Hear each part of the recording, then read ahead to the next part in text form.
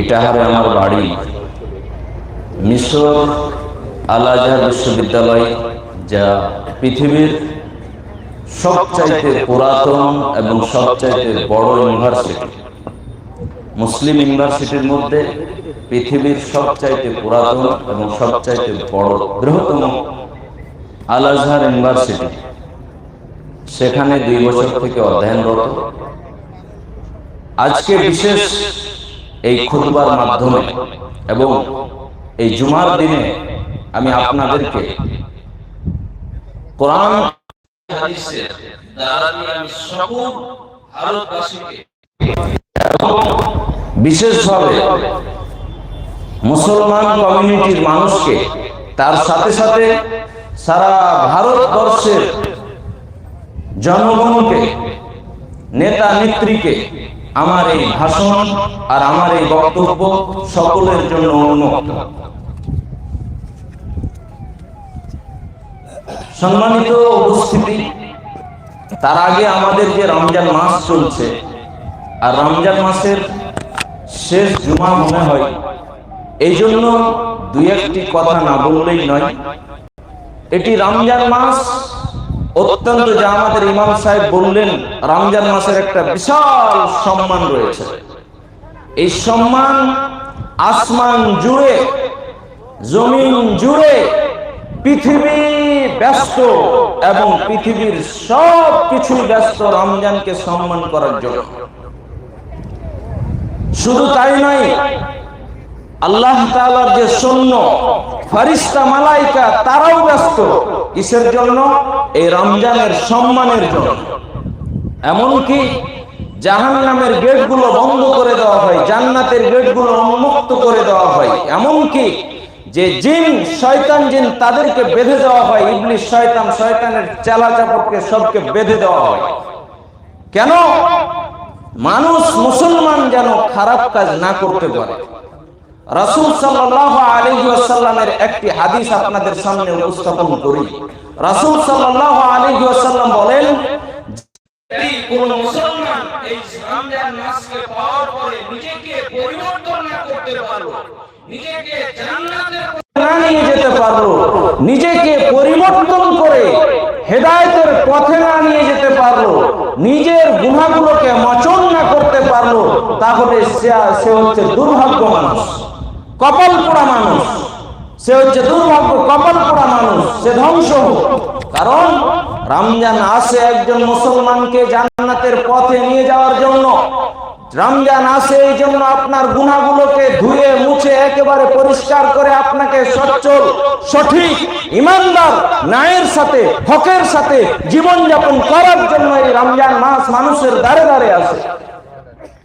তারপরেও যদি মুসলমান বেমানি করে, তারপরেও যদি মুসলমান ঠকবাজি করে, তারপরেও যদি মুসলমান অন্যায়ের সাথে সাথ দেয়, তাহলে বুঝে নিতে হবে রমজানের রোজা রেখে তার কোনো লাভ হয়নি।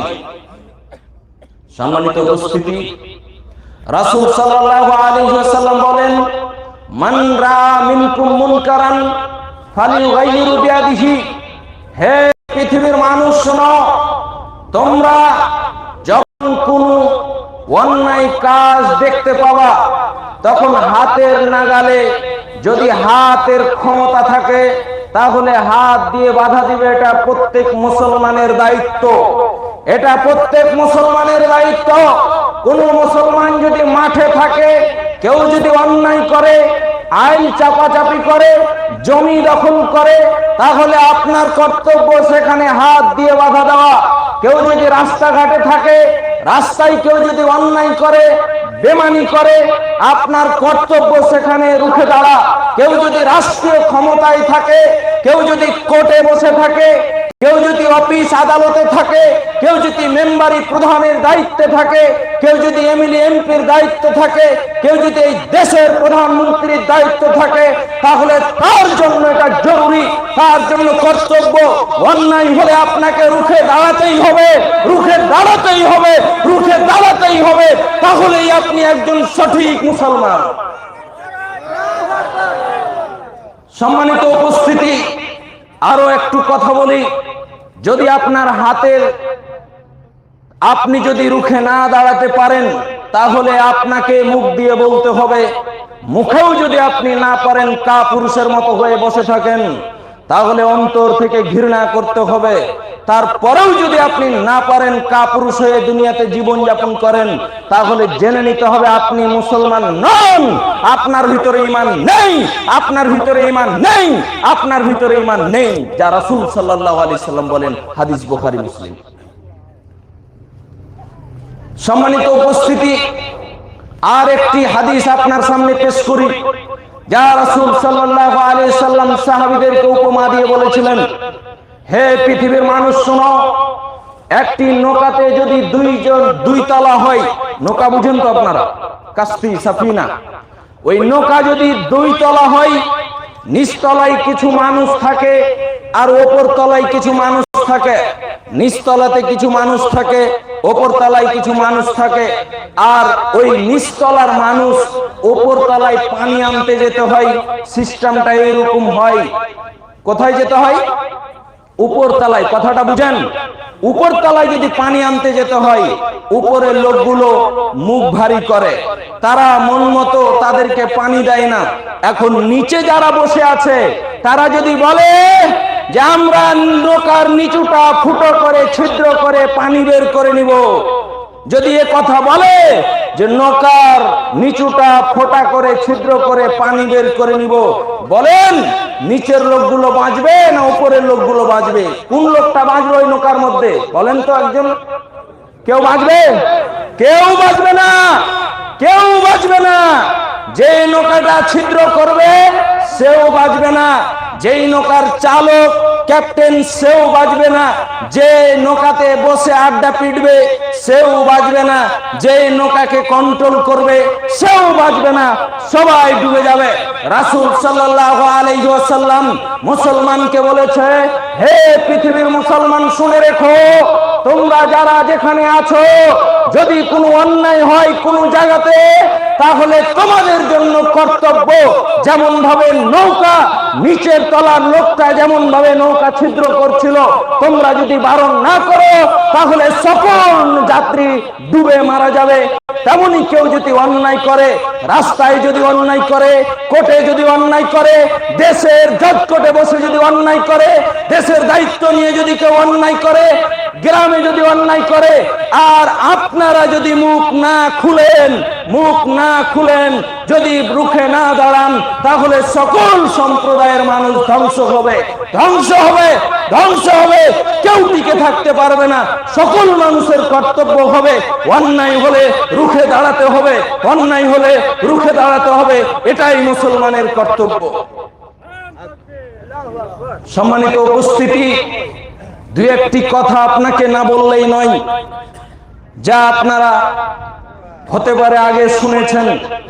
সেটা হলো এই, আমি সারা ভারতবর্ষের যে বাংলা ভাষা বুঝে তাদেরকেও বলি, যারা বাংলা ভাষা বুঝে না আমি তাদেরকেও বলি বুঝার চেষ্টা করা। আমি আজকে যেই কথা বলি, সাধারণ জনগণ থেকে নিয়ে দেশের উচ্চতম নেতা এবং নেত্রীর কাছে এই বক্তব্যটি পৌঁছে দেওয়ার জন্য যারা অনলাইনে দেখছেন তাদেরকেও বলছি, আমার এই বক্তব্য যারা সরকারি প্রশাসনিক দায়িত্বে আছেন, যারা নেতা নেত্রীর দায়িত্বে আছেন, যারা জনগণের হেড পদার্থ হয়ে আপনারা আছেন, এবং সকল জনগণকেও বলি আমি, কে কোন জাতি থেকে, কে কোন ধর্ম থেকে, কে কোন ভাষা থেকে, আমি সকলকে এক প্ল্যাটফর্মে দাঁড় করে আমি আমার এই কথাটি বলতে চাই। যদি ভারতবর্ষকে, যদি এই ইন্ডিয়াকে, যদি এই আল হিন্দকে কেউ যদি হিন্দুস্তানের মতো দেখতে চাও, কেউ যদি ভারতবর্ষকে ভারতের মতো দেখতে চাও, কেউ যদি এই দেশকে দেশের রূপে দেখতে চাও, কেউ যদি চাও ভারতের সকল সম্প্রদায়ের মানুষ শান্তিতে বসবাস করুক, কেউ অশান্তি হবে না, কাউরির বাড়িতে অশান্তি থাকবে না। কোন নেতা যদি চাই, কোন শাসক দল যদি চাই, কোন ধর্মীয় লোক যদি চাই, তাহলে তার জন্য একটা জিনিস কর্তব্য, তার জন্য অপরিহার্য, একেবারে এটা করতেই হবে, তার জন্য জরুরি। এই জিনিসটা কি? সেটা হচ্ছে ন্যায় বিচার করতে হবে, ন্যায় বিচার করতে হবে, ন্যায় বিচার করতে হবে, আদল করতে হবে, হক করতে হবে, আদল করতে হবে, হক করতে হবে, ন্যায় বিচার করতে হবে। কিভাবে ন্যায় বিচার করলে কিভাবে টিকবে? ন্যায় বিচার করলে কিভাবে দেশের প্রতিটি লোক শান্তিতে বসবাস করবে? যদি কোনো নেতা নেত্রী না জানেন, আমার এই বক্তব্য শুনেন, আমি চ্যালেঞ্জ করে বলছি, সারা ভারতবর্ষকে চ্যালেঞ্জ করে বলছি, যদি আপনি এই নীতি কায়েম করতে পারেন, যদি আপনি এই নীতি কায়েম করতে পারেন, ভারতবর্ষের সকল সম্প্রদায়ের মানুষ, ভারতবর্ষের সকল সম্প্রদায়ের মানুষ, সকল জাতি, সকল মানুষ এই দেশে শান্তিতে বসবাস করবে। যদি আপনি আমার এই কথা যদি বাস্তবায়ন করতে পারেন, সেটা হলো ন্যায় বিচার। ন্যায় বিচার যদি আপনি করতে পারেন, সকল ভারতবাসী প্রতিটি বাড়িতেই, প্রতিটি গ্রামে, প্রতিটি অঞ্চলে, প্রতিটি পাড়ায়, প্রত্যেকটি মানুষের হৃদয়ে শান্তি পৌঁছে যাবে, পৌঁছে যাবে, পৌঁছে যাবে ইনশাআল্লাহ।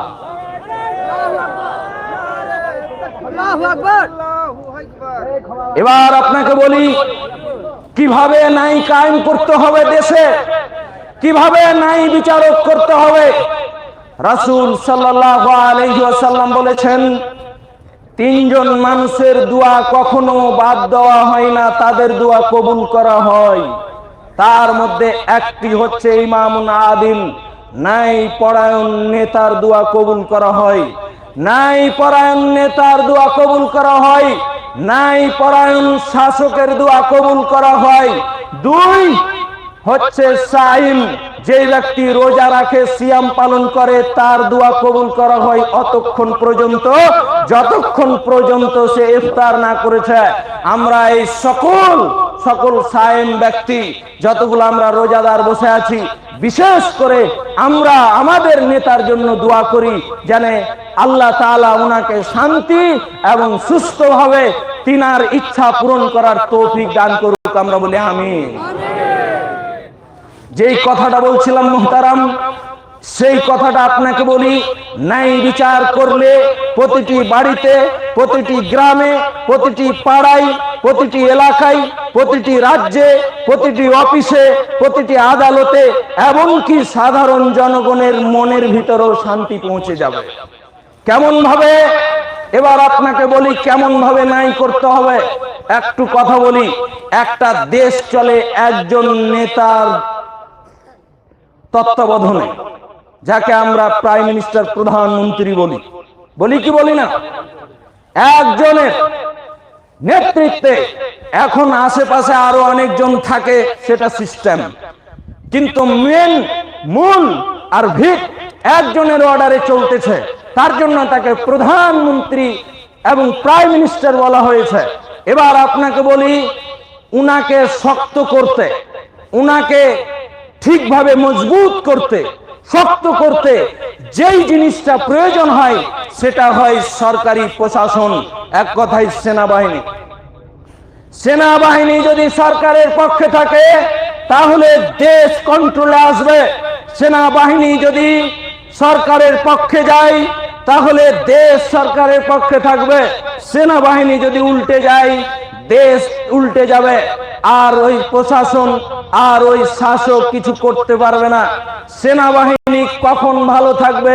যখন তারা অর্থ ঠিকভাবে পাবে, যখন সরকারি শাসক এবং সরকারি দল এবং সরকারি প্রশাসন অতক্ষণ পর্যন্ত তারা কাজকর্ম করবে যতক্ষণ পর্যন্ত তাদেরকে অর্থ ঠিকভাবে দেওয়া হবে এবং তাদের সাথেও ন্যায় করা হবে, তখন তারা ঠিকভাবে জিনিসগুলো পালন করবে। আর যখন সরকারি দলগুলো ঠিকভাবে কাজ করবে, তখন সরকারের মেন জায়গাটা, মেন খুঁটিটা তখন আরো শক্ত হবে। এই শক্ত হওয়া কালীন ওই সময় সৈন্যবাহিনী, সেনাবাহিনী যখন প্রধানমন্ত্রীর অর্ডারে চলবে, আর সেনাবাহিনীকে শক্ত করবে যখন কে? অর্থ সম্পদ, আর অর্থ সম্পদটা আসবেই জনগণের মাধ্যম দিয়ে। জনগণের মাধ্যম দিয়ে অর্থ সম্পদ পৌঁছাবে সরকারের কাছে, আর সরকার দিবে তাদের কর্মকর্তাকে, আর তাদের কর্মকর্তা তখন এই দেশকে রক্ষা করবে। তাহলে মূল ভিত হচ্ছে প্রত্যেকটা জনগণের কাছে ন্যায়ের সাথে, হকের সাথে, অধিকারের সাথে তাদেরকে তাদের প্রাপ্য যদি দেওয়া হয়, তাহলে সৈন্যবাহিনী, সেনাবাহিনী তারা শক্ত হবে, মজবুত হবে। আর তারা মজবুত হলে সরকারি দল টিকে থাকবে, সরকারি দল টিকে থাকবে। যে বা যারা এই ভারতবর্ষে টিকে থাকতে চাই, যে কোনো দল ভারতবর্ষে টিকে থাকতে চাই, তাদের জন্য জরুরি আর কর্তব্য হচ্ছে ন্যায় কায়েম করা, মানুষের অধিকার পৌঁছে দেওয়া, মানুষের সাথে অন্যায়কে রুখে দাঁড়িয়ে সঠিক প্রাপ্য দিয়ে দেওয়া। এটাই হচ্ছে মেন। আর এইটাই যদি কেউ ধরে রাখতে পারে, তাহলে আশা করি যে তার জন্য আল্লাহর একটা গায়বী মাদাদ থাকবে ইনশাআল্লাহ। যাই হোক, আমি আমার বক্তব্য এখান থেকেই সমাপ্ত করছি। আমি আপনাদের কাছে অনুরোধ করব, আমরা সকলেই রোজাদার। আমি আপনাদের কাছে অনুরোধ করি বিশেষভাবে এই যে প্রজেক্ট, এই প্রজেক্টের জন্য রমজান মাসে আমরা যেভাবে এসেছি এখানে, সকলে আমরা দোয়া করি অন্তর থেকে আল্লাহ তাআলার কাছে, আল্লাহ যেন আমাদেরকে প্রকাশ্যভাবে মাদাদ করে এবং গায়বী মাদাদ করে। এবং যিনি এই জিনার তত্ত্বাবধানে এতগুলো প্রজেক্ট, আমরা তিনার জন্য খাস করে অন্তর থেকে দোয়া করি। আল্লাহ যদি ওপরে কবুল করে নাই, তাহলে পৃথিবীর কোন শক্তি আর রুখে দাঁড়াতে পারবে না। তাহলে আমাদের সবচেয়ে বড় কর্তব্য হচ্ছে আমরা যেন আল্লাহর কাছে দোয়া করি, আল্লাহ আমাদেরকে কবুল করুক। আর যারা সাহায্য করছেন, আল্লাহ আপনাদের সাহায্য কবুল করুক, এবং যারা দোয়া করছেন তারাও দোয়া করবেন। আমি আমার বক্তব্য এখান থেকে শেষ করছি। ওমা আলাইনা ইল্লাল বালাগ, ওয়া আলাইকুম হিসাব। আসসালামু আলাইকুম ওয়া রাহমাতুল্লাহি ওয়া বারাকাতুহু। খুতবা পড়বে ইমাম সাহেব। ঠিক আছে।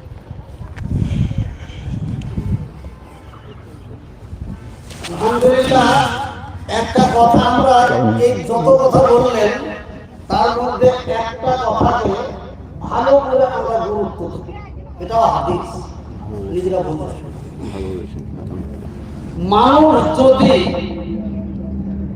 বেরাস্তায়, কুরাস্তায়, বিরোধিতাতে চলে, তো যদি শক্তি থাকে তো সর্বপ্রথম তাকে হাত দিয়ে উঠো।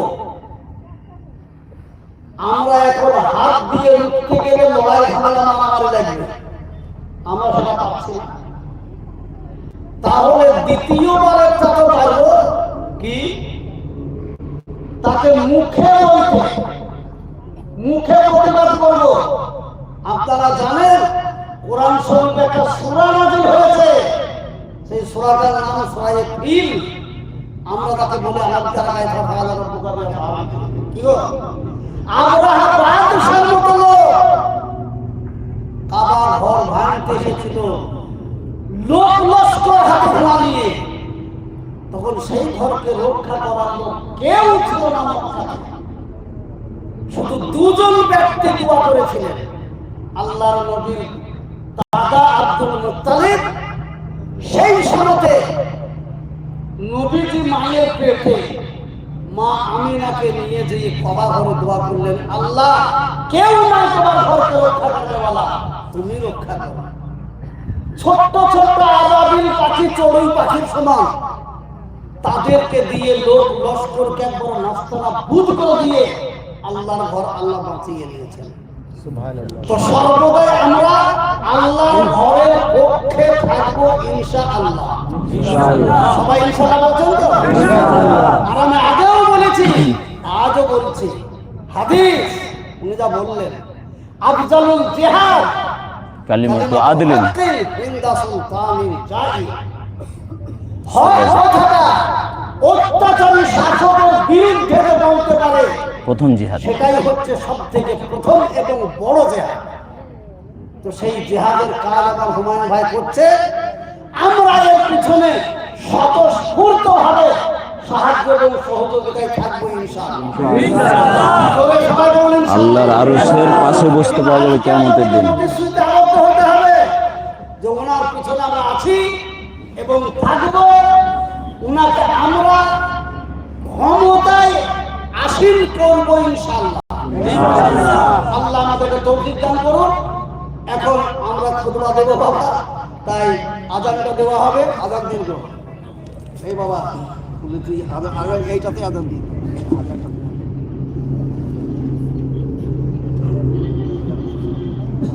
الله أكبر الله أكبر الله أكبر الله أكبر أشهد أن لا إله إلا الله أشهد أن لا إله إلا الله أشهد أن محمدا رسول الله أشهد أن محمدا رسول الله حي على الصلاة